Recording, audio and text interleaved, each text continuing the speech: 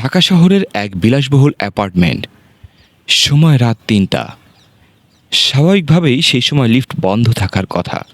হঠাৎ তখন সিকিউরিটি গার্ডের ঘুম ভেঙে গেল। ঘুম ভেঙে সে সিসিটিভি যে মনিটর আছে সেদিকে তাকিয়ে দেখলো লিফটের মধ্যে যে সিসিটিভি, সেখানে দেখলো যে গ্রাউন্ড ফ্লোরে একটি কল এসেছে।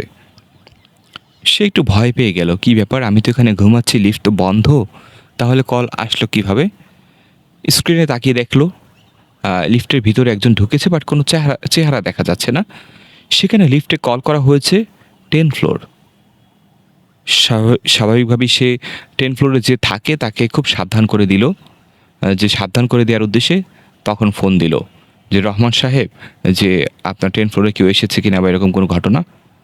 ওপাশ থেকে উত্তর দিল, হ্যাঁ গার্ড, তুই বড্ড দেরি করে ফেলেছিস। হঠাৎ করে বিল্ডিংয়ের আলো সব নিভে গেল, শুধু লিফটের আলো আছে।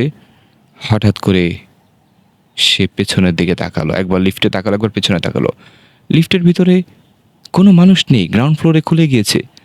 তার পেছনে দেখে অন্ধকারে দুটি চোখ জ্বলজ্বল করছে, লিফটের আলো বন্ধ হয়ে গিয়েছে।